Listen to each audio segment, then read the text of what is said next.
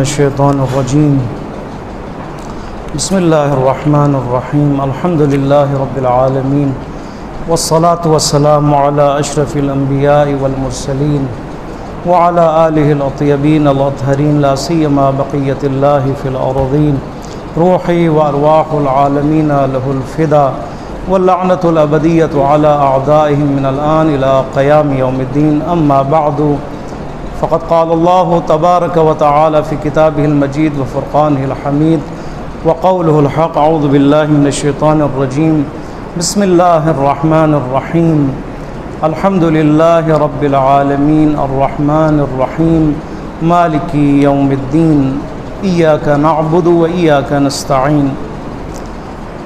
حضرات محترم،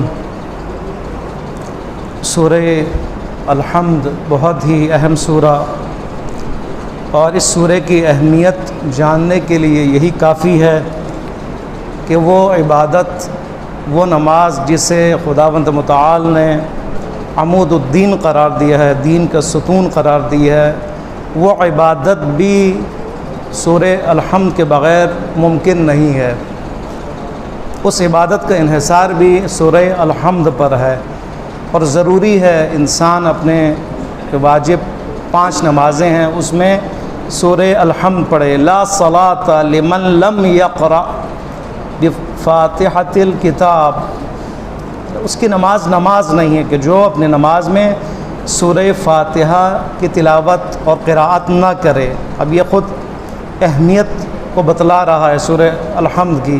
اس کا مطلب ہے کہ ایک انسان، ایک مومن، ایک نمازی ہر روز اس کے لیے ضروری ہے 10 دفعہ سورہ الحمد کی تلاوت کرے. اس کے لیے ضروری ہو گیا یہ، کیونکہ نماز اس کے لیے واجب، اور نماز میں پہلی دوسری رکعت میں الحمد کا پڑھنا واجب. صرف واجب 17 نمازوں کی بات ہو رہی، لیکن وہ نمازیں جو مستحب ہیں اس کو آپ ملا لیں.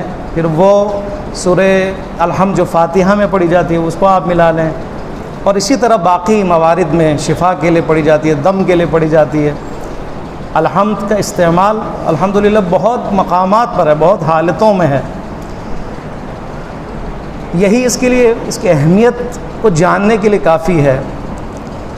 سورہ الحمد کی اہمیت کے لیے یہی کافی کہ انسان مومن، انسان مصلی، نماز گزار کے لیے ضروری ہے کہ وہ ہر واجب نماز کے پہلی 2 رکعتوں میں الحمد پڑھے.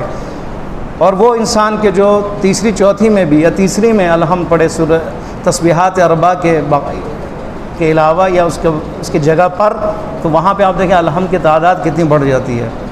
اہمیت ہے یہ سورہ الحمد کے اس پیغام کی وجہ سے، اس پیام کی وجہ سے جو خداوند متعال نے اس سورہ میں رکھا ہے.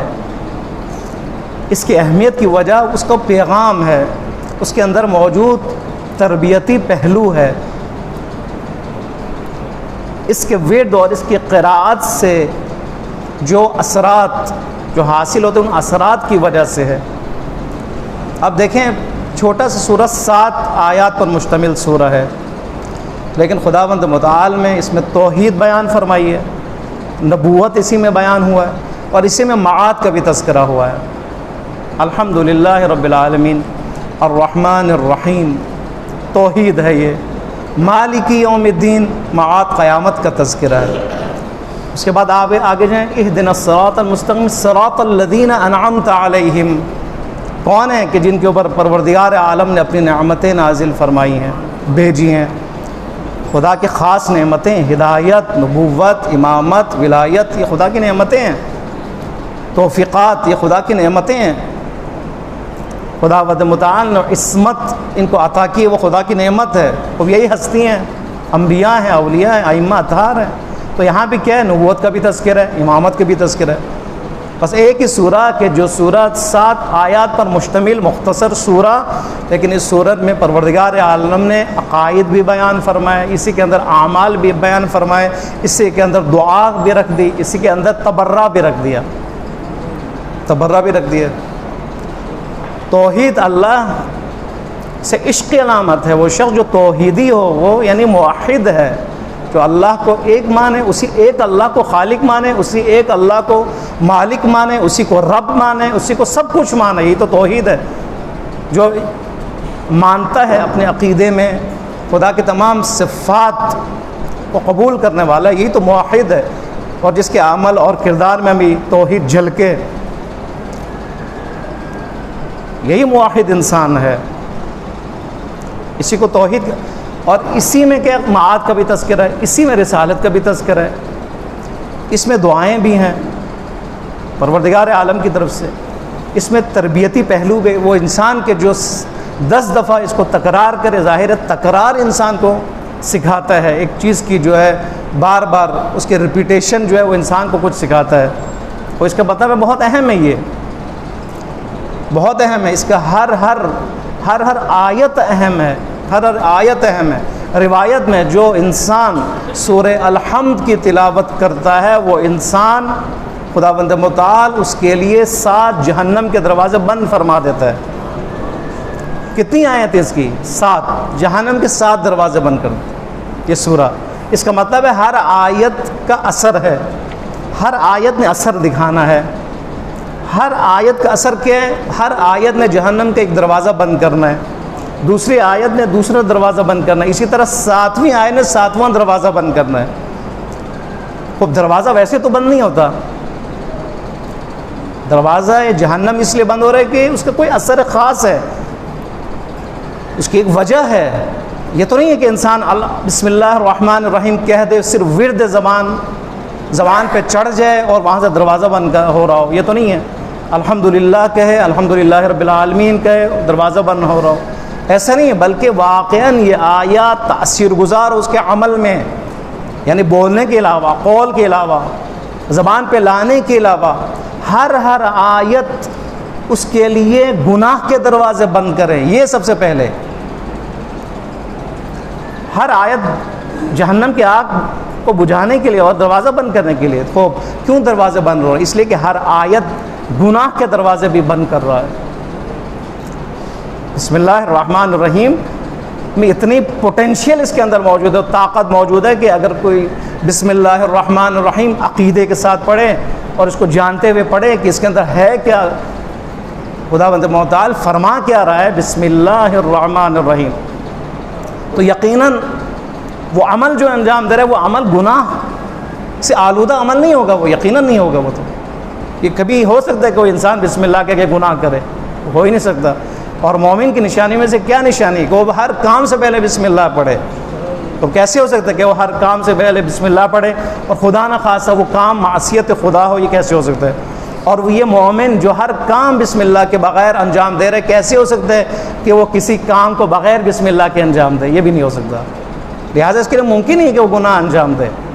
یہ بسم اللہ اس کو روک رہا ہے، یہ آیت اس کو روک رہی ہے، الحمدللہ رب العالمین اس کو گناہوں سے روک رہا ہے۔ مالک یوم الدین اس کے لیے گناہ کے سامنے بند جا رہا ہے۔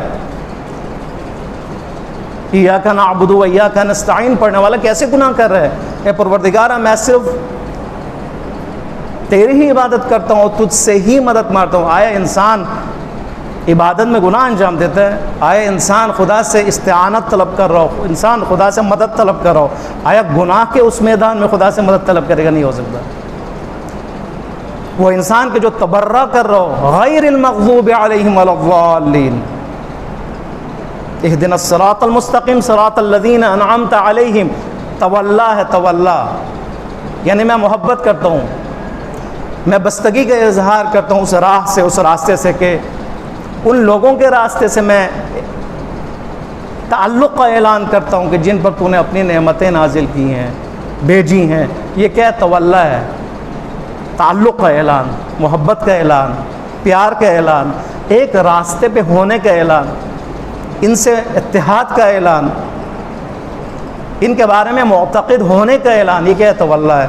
اور اس مقابلے میں کیا؟ غیر المغضوب علیہم ولا الضالین، ضالین اور مغضوبین سے تبرہ اور بیزاری کا اظہار، اور یہ اعلان کہ پروردگارا مجھے یہ راستہ نہیں چاہیے، مغضوبین کا مجھے راستہ نہیں چاہیے، ظالین کا بھی راستہ نہیں چاہیے۔ مغضوب یعنی وہ لوگ کہ جن پر خدا نے اپنے عذاب نازل کیا ہے، عذاب خدا کے شکار ہوئے ہیں، مجھے ان کا راستہ چاہیے۔ نعوذ باللہ، قوم ثمود، قوم عاد، قوم شعیب، قوم لوط، قوم نوح کہ جو مغضوب ہیں ان کے اپنے گناہوں کی وجہ سے، ان کے اپنے عدم پیروی کی وجہ سے، اطاعت نہ کرنے کی وجہ سے، یہ کون ہے؟ مغضوب ہے۔ آیا انسان ان کی پیروی کرے؟ نہیں، تبرہ نہیں چاہیے ان کی پیروی، ان کا راستہ میں نہیں چاہیے۔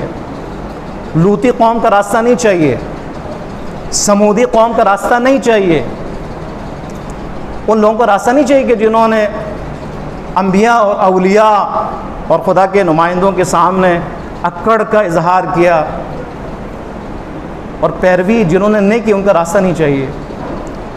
تاریخ میں جن کے اوپر خداوند متعال نے بجلیاں گرائیں، پتھر گرائیں، ان کا راستہ ہمیں چاہیے۔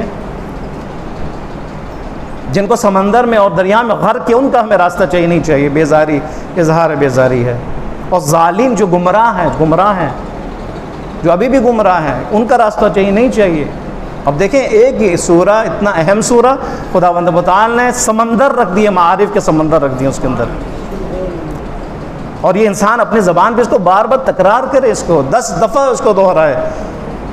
اب ہم دیکھیں گے یہ 10 دفعہ دہرانے کے بعد بھی اس کے ہر آیے نے ہمارے اندر اثر کیا نہیں کیا۔ یہ دیکھیں، اگر اثر کیے تو مبارک ہو اس شخص کے لیے، اس نماز گزار کے لیے، کیونکہ اس لیے خدا نے جس کے لیے، جس ہدف کے لیے، جس مقصد کے لیے 10 دفعہ تکرار کی تاکید کی، اس کو واجب کیے، اگر وہ اس پہ پورا اتر رہا ہے تو اس کا مطلب ہے وہ خداوند متعال کی اس حکمت کے مطابق زندگی گزار رہا ہے، ورنہ کیا فائدہ ہے؟ ان الصلاۃ تنہی عن الفحشاء والمنکر، نماز برائیوں سے روکتی ہے، برائیوں سے۔ کون سی نماز برائیوں سے روکتی ہے؟ کہ جسے پتہ ہو پڑھ کے آ رہا ہے، جس کو پتہ ہو پڑھ کے آ رہا ہے۔ نماز کے دوران نشے کی حالت میں ممنوع قرار دی ہے، شراب پی کر، آیت صریح ہے کہ شراب کی حالت میں شراب پی کر مست ہو کر نماز کی طرف مت جاؤ کہ تم میں پتہ ہی نہ چلے تم کہہ کے آ رہے ہو۔ یہ آیت ہے، آیت کا ترجمہ ہے۔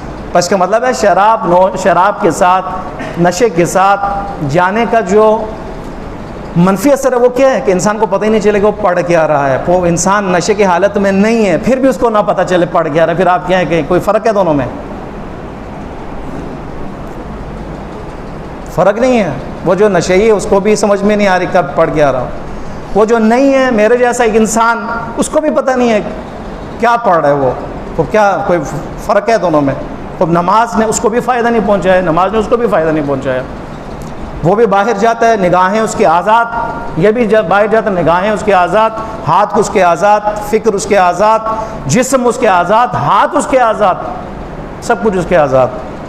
تو اب اس آزادی کو چھیننے کے لیے خدا نے نماز کو قرار دیا ہے، یہ آزادی ختم ہو اور انسان اس آزادی، یعنی وہ آزادی کے جو جس میں کوئی لمٹ نہیں ہے، جس میں کوئی ریڈ لائن نہیں ہے، وہ آزادی نہیں چاہیے کسی کو۔ مومن کے لیے وہ آزادی نہیں، مضر ہے یہ آزادی۔ یہ انہی کا نعرہ جو کہتے ہیں ہمارا جسم ہماری مرضی، یہ ان کا نعرہ ہے کہ جو مادر پدر آزادی چاہتے ہیں۔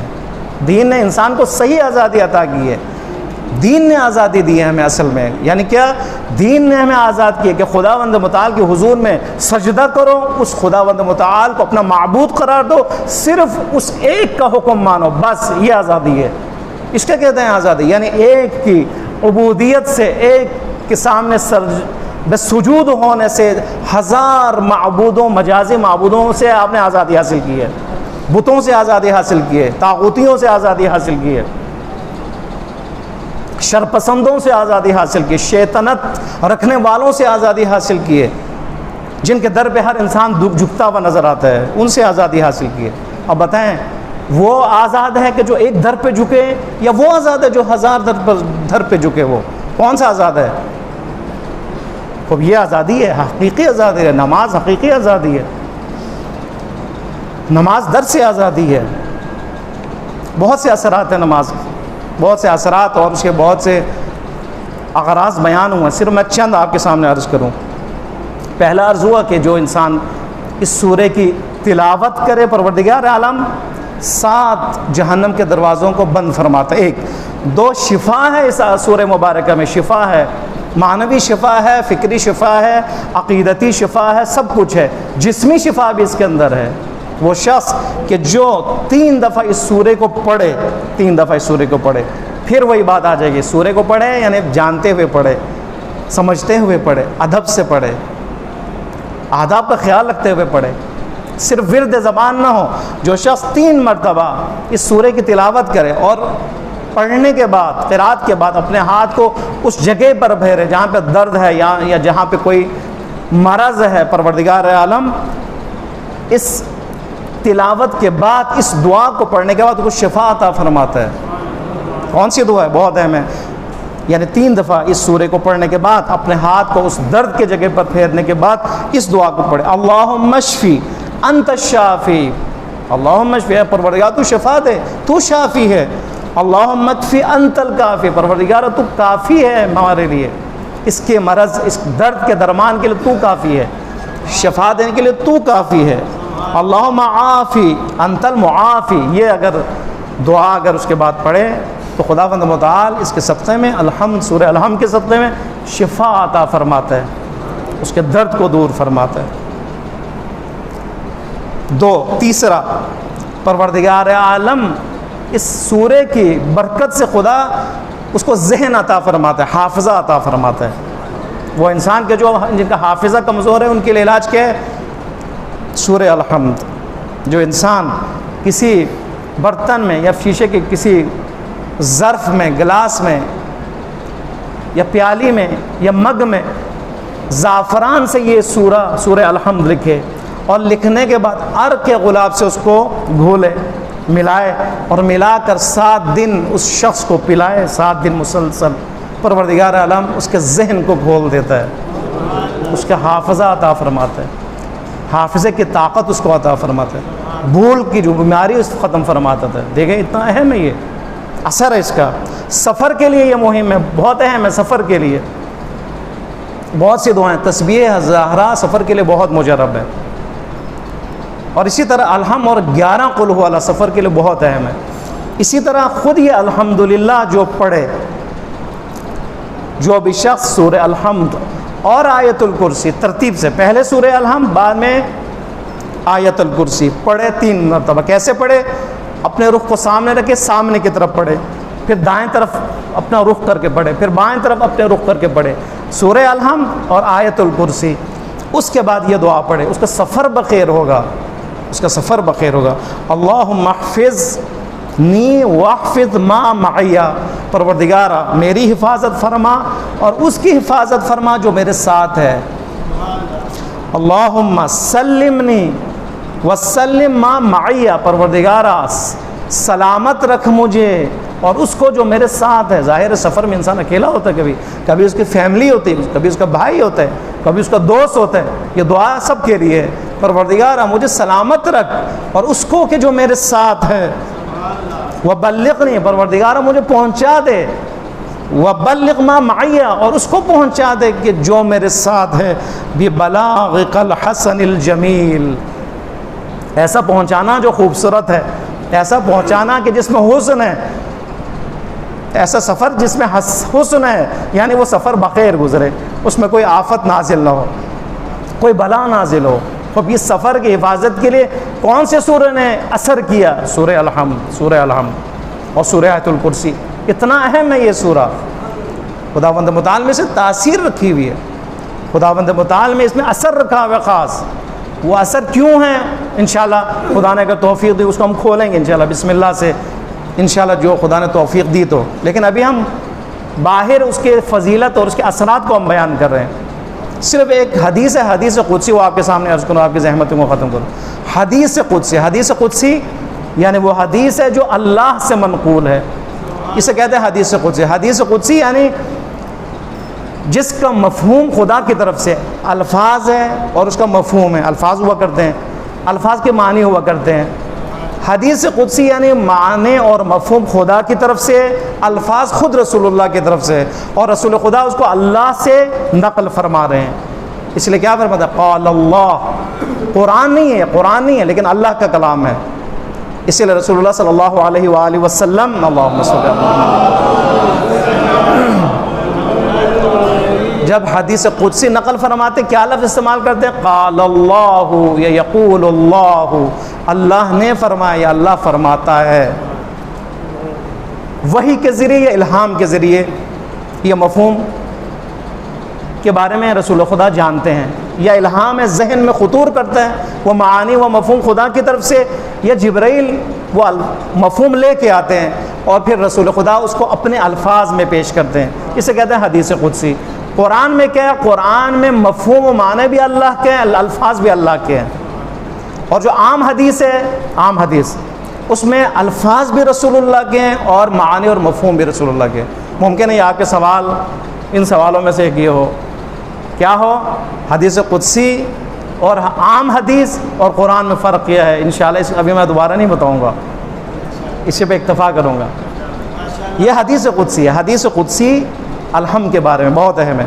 فرماتا ہے خداوند متعال فقسمت الصلاۃ بینی و بین عبدی، خدا فرما رہا ہے کہ میں نے تقسیم کی۔ صلاۃ کا معنی یہاں پہ نماز نہیں ہے، یہاں پہ مراد سورہ الحمد ہے۔ بس سورہ الحمد کا ایک نام کیا ہے؟ صلاۃ۔ صلاۃ دعا کو کہا جاتا ہے کیونکہ اس میں دعا ہے۔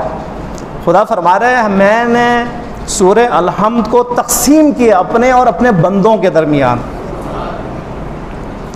فنصف لی و نصفها لعبدی، اس میں سے آدھا میرا ہے اور آدھا میرے عبد کا ہے۔ یعنی کیا؟ الحمدللہ رب العالمین الرحمن الرحیم مالک یوم الدین ایاک نعبد و ایاک نستعین۔ الحمد سے لے کر جو تعریفیں جہاں پہ ثنا انجام دیا جا رہا ہے وہ کیا ہے؟ وہ خدا کا ہے، خدا کی حمد ہے، خدا کی ستائش ہے، خدا کی تعریف ہے۔ لیکن ایاک نعبد سے آخر کیا ہے؟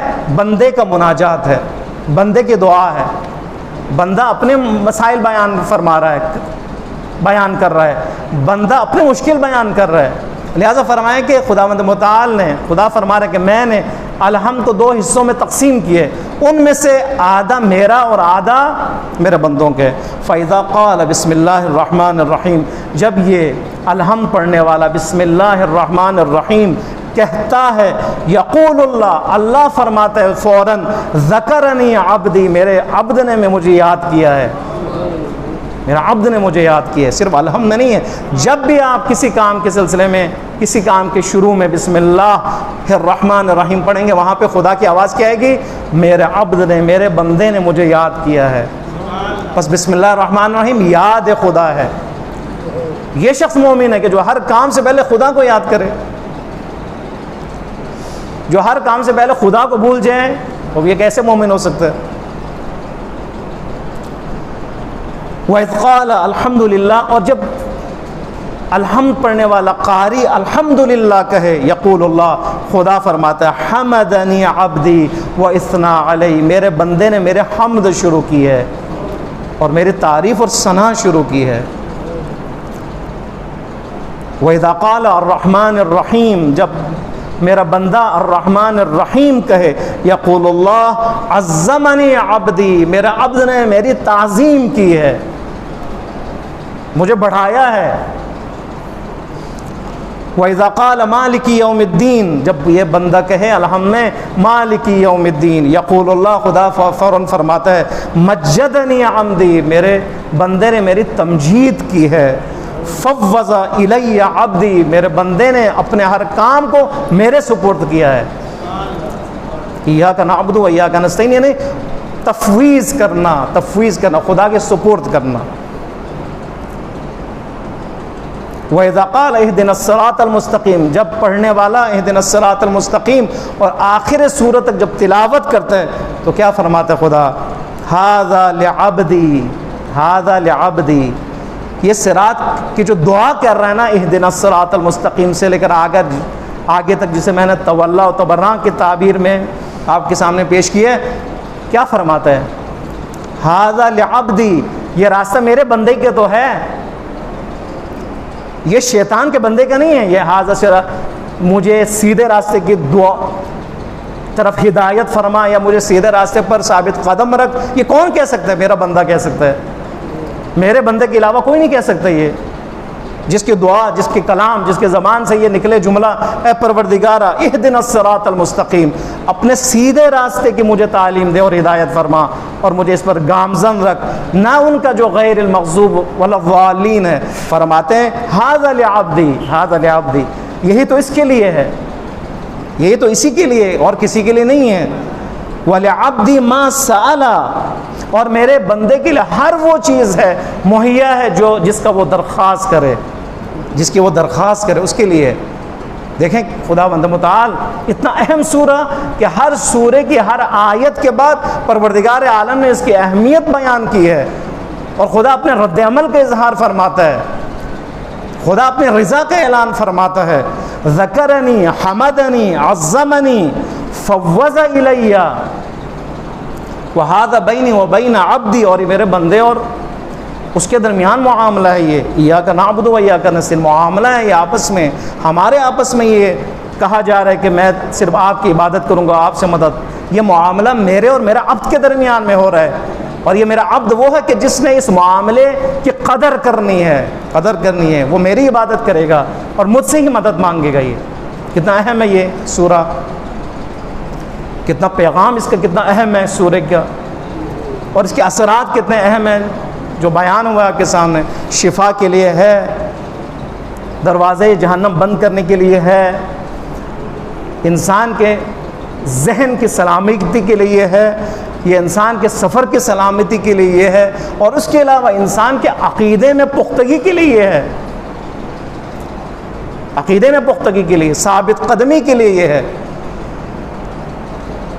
اور جس سورہ میں توحید کا تذکرہ ہو، جس سورہ میں نبوت کا تذکرہ ہو، معاد کا تذکرہ ہو، اس معاد میں مالک یوم الدین کہے یہ انسان کہ پروردگارا اس دن کا تو مالک ہے، تیرے اختیار میں اس دن سب کچھ، میں بھی تیرے اختیار میں ہوں، میرا جہنم اور جنت میں جانا بھی تیرے اختیار میں ہے، تو بخش دے تو وہ بھی تیرے اختیار میں ہے، تو نہ بخشے وہ بھی تیرے اختیار میں ہے۔ تو اس سے بڑا جذبہ کہاں اظہار ہوگا؟ یہ اسی سورہ میں ہے کہ مومن اپنے جذبے کا اظہار کرتا ہے، ایمان کی مضبوطی کا اعلان کرتا ہے، توحید کے حوالے سے ایمان کی مضبوطی، رسالت کے ساتھ نبوت کے ساتھ تعلق میں اس کے عقیدے کی مضبوطی، اور اس راہ پر قائم رکھنے کے لیے رہنے کے لیے اپنے عقیدے کی مضبوطی کا اعلان، اور اس عقیدے پر ثابت قدم رہنے کے لیے دعا کرتا ہے۔ اس سے بڑا اہم ہے کوئی اور نفرت کا اظہار کرے، دشمنوں کے راستے سے، ظالمین کے راستے سے نفرت کا اظہار کرے،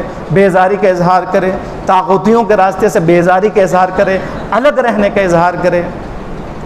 یہ تعلیم ہے، ان تعلیم کی وجہ سے، ان پیام کی وجہ سے اس سورہ مبارکہ کو نماز پنجگانہ میں واجب قرار دیا گیا ہے، تاکہ یہ تأثیر گزار ہو ہمارے لیے، تاکہ یہ سورہ اور اس کے بعد جو سورہ پڑھا جائے، اور تمام اذکار، تمام دعائیں، ذکر رکوع، ذکر سجدہ، قنوت، دعائے قنوت، تشہد خاص طور پر، اور تشہد کے بعد سلام، یہ سارے مؤثر ہیں انسان کے لیے۔ اسی لیے اس کے اندر وہ طاقت پیدا ہو جاتی ہے اس نماز کے اندر کہ انسان، یہ نماز تنہا عن الفحشاء والمنکر، تنہا یعنی روک دیتی ہے، نماز بریک لگوا دیتی ہے، یہ نماز فحشاء سے روک لیتے ہیں۔ آج کل کا دیکھیں زمانہ کتنا کٹھن ہے، آج کل میڈیا کا دور، سوشل میڈیا کا دور، موبائل کا دور، انسان کے ہاتھ میں سب کچھ۔ ایک زمانہ وہ کہ انسان کو محنت کرنا پڑتا ہے، جا کے وی سی ڈی وی سی آر کے لیے جا کے کیسٹ لانے، ابھی کیا ہے، انسان بند کمرے میں، جوان بند کمرے میں، اس کے ہاتھ میں موبائل ہے، اس موبائل میں نیٹ فکس ہے، اور اس میں ہر چیز ہے جو شیاطین چاہتے ہیں، ہر چیز ہے جو شیاطین چاہتے ہیں۔ اب یہاں پہ کون سی طاقت ہو کہ جو اس کو روکے؟ کون سی طاقت ہے؟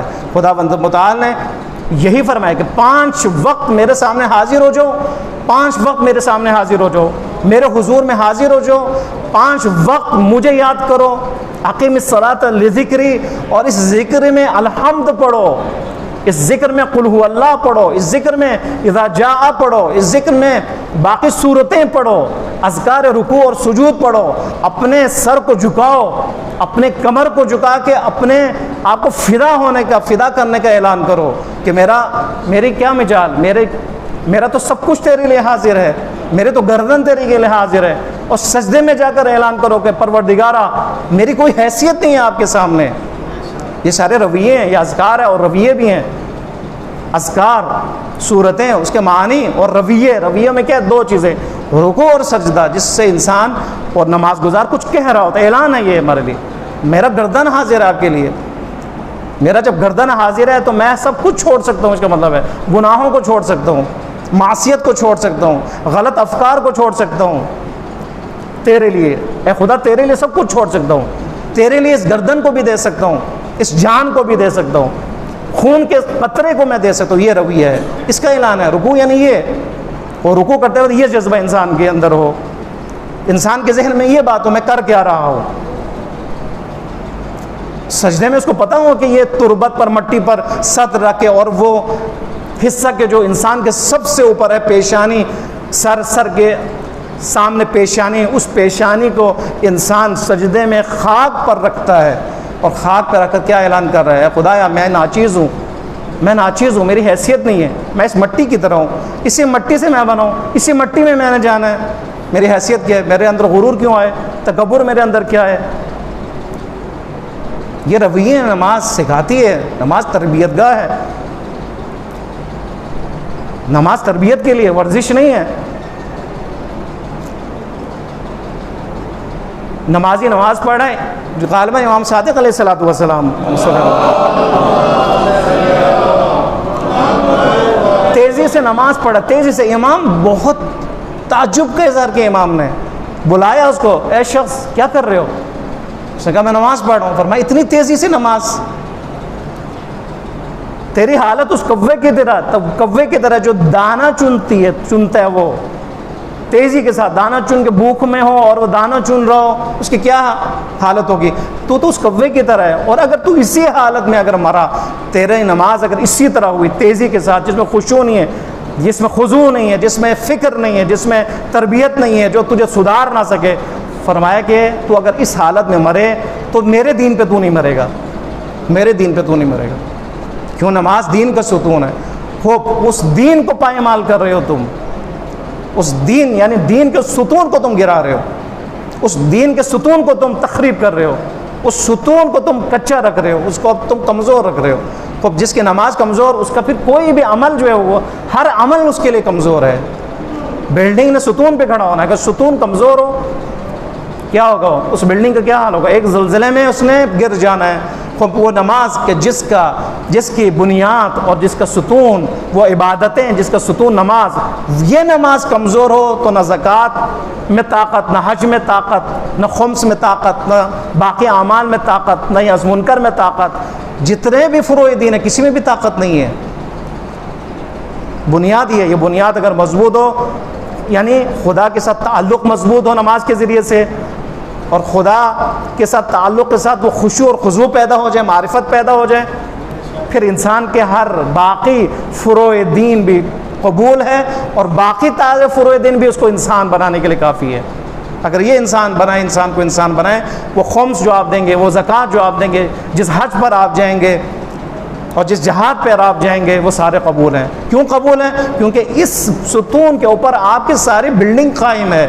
بس آپ کا وہ بھی مضبوط ہے، وہ بھی مضبوط ہے. اس نے بھی آپ کو اپنے فلسفوں کے تحت آپ کو کہیں پہنچا دینا ہے.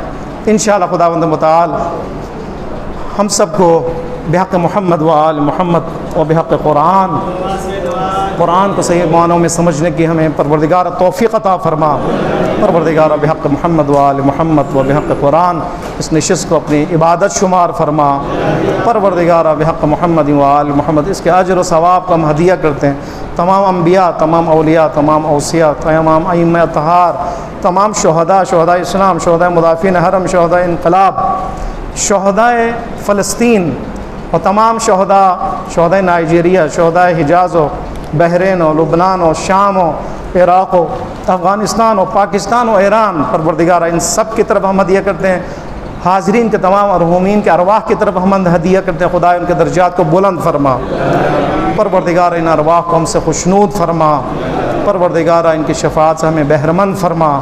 پروردگار بحق محمد و آل محمد بحق زہرا و ابیہا و بعلہا و بنیہا. پروردگارہ جو بھی کفر و نفاق سے برسر پیکار ہیں اس وقت رہبری کے قیادت میں، امام خامنائی حفظ اللہ کی قیادت میں، یمن میں، شام میں، عراق میں، افغانستان میں، نائجیریا میں، بحرین میں، حجاز میں، اور اسی طرح ایران میں بالخصوص پروردگار انہیں فتح مبین عطا فرما، پروردگار انہیں استقامت عطا فرما، پروردگار دشمنوں کو سرنگون فرما، امریکہ و اسرائیل کو نابود فرما، آل خلیفہ و آل سعود کو ذلیل و خوار فرما، پروردگار بحق محمد و آل محمد مسلمین بالخصوص مسلمین میں تشیع و تسنن میں اتحاد و اتفاق کی توفیق عطا فرما، پروردگار انہیں متحد ہونے کی توفیق عطا فرما، پروردگار مومنین کو اور مومنین میں علماء کرام کو آپس میں متحد رہنے کی توفیق عطا فرما،